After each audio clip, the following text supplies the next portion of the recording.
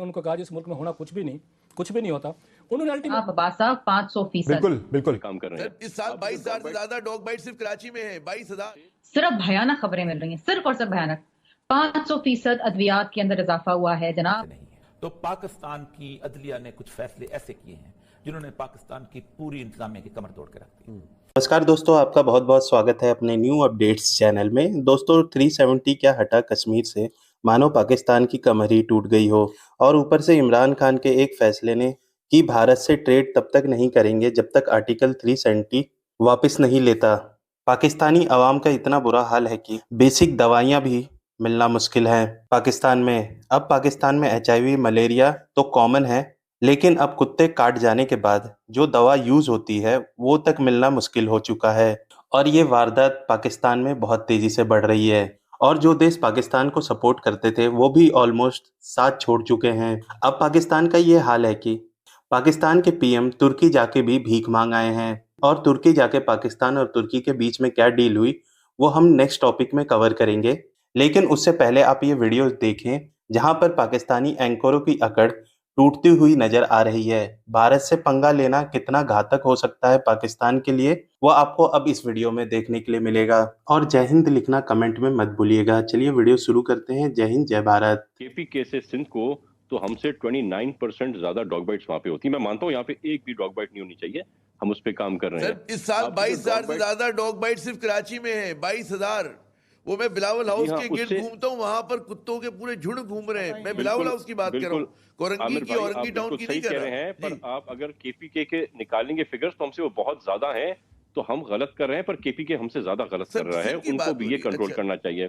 आपको पता है कि जो डॉग बाइट की वैक्सीन की सारे शिकायत करते थे, वो वैक्सीन हम नहीं बना सकते, वो हमारे पास लाइसेंस नहीं है बनाने का। The licence is with the federal government. जो डॉग बाइट्स की लाइसेंस वैक्सीन आती है वो हमें वेट करना पड़ता है कि वफाक हमें ला के दे, तो हम अपने डिस्ट्रिक्ट्स में और अस्पतालों में उनको करें। आपने बात की यहाँ पे सिंध हुकूमत की, तो आप ये ना भूलें कि PTI के पार्लियामेंट्री लीडर MNA ने आके सिंध में कहा था कि जो सिंध के अस्पताल हैं वो आउट क्लास हैं, हम उनको कंपेयर नहीं कर सकते। वो क्लिप अगर आप कहेंगे मैं प्ले भी कर दूंगा, अपने खुद भी मेरे ख्याल से अमर भाई वो जरूर देखी होगी।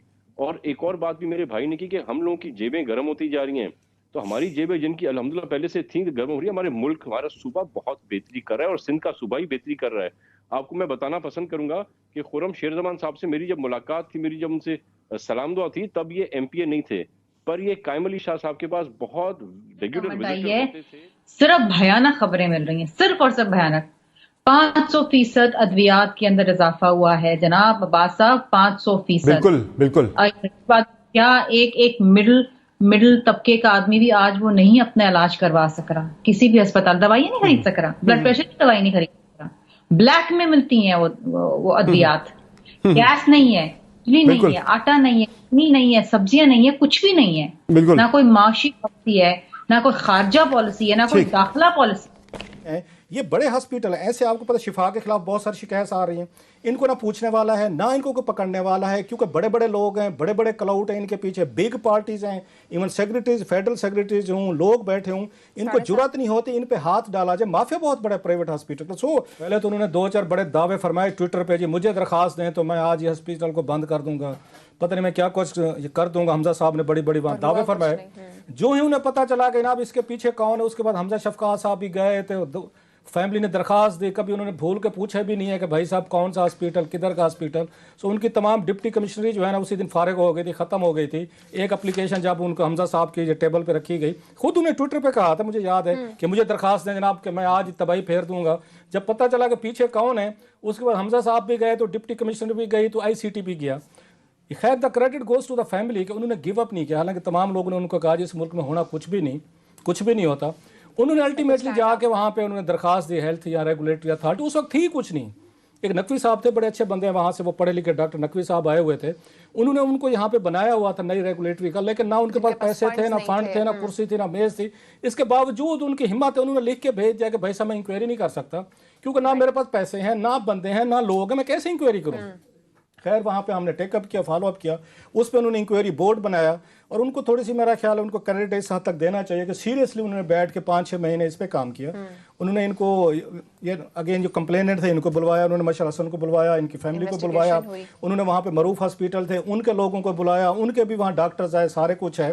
بلکہ امریکہ سے اگر ڈاکٹر ہے جن کا سب سے بڑا ایویڈنس دیا جنہوں نے وہاں پہ, ان کا نام ہے ڈاکٹر احتشام قریشی, انہوں نے وہاں سے ایویڈنسز دیے, وہ خود بہت بڑے کارڈیولوجسٹ ہیں, کہ کس کس یہ طریقے سے یہ ساری یہاں پہ ان کی نیگلیجنس ہوئی ہے. اور ساتھ ہی پیٹرول کی مصنوعات کی قیمتیں بھی بڑھنے والی ہیں, اور یہ سب جو حقیقی عوامی ایشوز ہیں, سیاستدان تو وہی کہتے ہیں نا کہ وہ ہے جس کا ہاتھ عوام کی نبض پہ, وہ کیا چاہ رہی ہیں, لیکن عوامی ایشوز پہ تو بات ہی نہیں ہو رہی. دیکھیں میں عثمان صاحب, پاکستان کی بدقسمتی سب سے بڑی یہ ہے کہ پاکستان کے بارے میں کسی قسم کی کوئی پرائس کنٹرول جو ہے گزشتہ کم از کم 50 سال سے نہیں ہے. تو پاکستان کی عدلیہ نے کچھ فیصلے ایسے کیے ہیں جنہوں نے پاکستان کی پوری انتظامیہ کی کمر توڑ کے رکھ دی. انگریز جو تھا وہ جانتا تھا, آپ کو پتہ ہے 21 سال لگائے تھے انگریز نے اس ملک کے اندر آئین اور قانون دینے کے لیے. ٹھیک ہے, وہ جانتا تھا, 21 سال کی بحثیں ہیں ان کی, جو CRPC بنا, PPC بنا, اس کو پتا تھا کہ یہ لوگ کس طرح کی چیزوں کو سمجھتے ہیں. اس نے ایک ایڈمنسٹریٹو میجسٹریٹس مقرر کیے تھے. ایڈمنسٹریٹو میجسٹریٹ تھا, وہ جا کے چیک کرتا تھا اور موقع پہ سزا دے کے آ جاتا. اب آپ نے جوڈیشل میجسٹریٹ وہاں بٹھا دیا, درمیان میں آ گیا پولیس کا تھانہ. جوڈیشل میجسٹریٹ نے وہاں سے باہر آنا نہیں, تھانے دار صاحب نے محکمہ کر لینا. صحیح. وہ میجسٹریٹ تھانے پہ چھاپا مارتا تھا, بازار میں وہ گھومتا تھا, اس کی ریڑھی گھومتی تھی, ریڑھیوں میں لے کے چلان کرتا ہوا.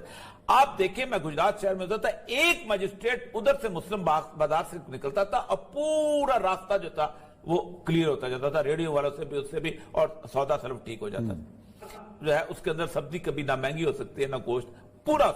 پھر وہ لوگ جو تھے ارلی مارننگ سلاٹر ہاؤس جاتے تھے اور وہ چیک کیا کرتے تھے ویٹرنری ڈاکٹر کی مور کہ کیا گوشت ٹھیک گیا ہے کہ نہیں گیا. ختم. وہ تو اب بھی ہو رہا ہے. عثمان صاحب, آپ نے ایک آرگنائزیشن بنا دی, وہ جو ڈپٹی کمشنر کا سیٹ اپ تھا ختم کر دیا. آپ نے کہا جی جوڈیشری اور انتظامیہ جو ہے نا اس کو آزاد ہونا چاہیے. کاپی کرتے ہیں ویسٹ کی اور بیٹھنا نہیں آتا ایسٹ کی طرح بھی. صحیح. ایک تو یہ ہوا کہ پورا سسٹم, آپ دوبارہ سسٹم کریں گے بھی تو وہ واپس نہیں آتا. جب آپ چیز توڑ دیں نا تو پھر نہیں. عمارتیں نو ساخت تب تک نہیں پھر میں جاتا, اس طرح کا ایک سسٹم بناؤ کہ جب باقی پھر آپ اس کا کنٹرول بھی ویسے ہی کرو, سپلائی لائن بھی ویسے ڈیٹرمن کرو. وہ گوشت ختم ہو جائے, سیکنڈ نہیں لگاتے, فرانس سے گوشت واپس امپورٹ کر لیتے ہیں. ان کے ہاں ٹیکس کا سسٹم ہی کوئی نہیں فوڈ آئٹمز کے اوپر. آپ کے ہاں تو کماتے ہی یہاں سے ہیں. آپ کے ہاں تو حالت یہ ہے کہ پاکستان کے اندر گاڑیاں جو ہیں وہ اتنی مہنگی کر دی ہوئی ہیں کہ جس کا حساب ہی نہیں, صرف اس لیے کہ آپ نے اس سے کما. پاکستان میں تو سروس ڈلیوری ہے ہی کوئی نہیں. میں کبھی ریاست مدینہ کی اکنامکس کے 4 بنیادی پوائنٹس دیکھ لیں, آپ حیران رہ جائیں گے. عثمان صاحب, جب رسول اللہ علیہ وسلم نے بازار لگایا ہے, 4 بازار تھے یہودیوں کے اس وقت, آپ نے فوراً مسجد نبوی کے بعد پہلا کام کیا, کہا ہمارا اپنا بازار ہوگا. 4 چیزیں تھیں. There will be no tax on that بازار. کوئی تاجر پہ ٹیکس نہیں ہوگا. کیوں؟ اس کا 2 فائدے. ایک تو تاجر کو آسانی ہوگی سامان بیچنے کی, قیمت کم رہے گا, ان دا لانگ رن عام آدمی کو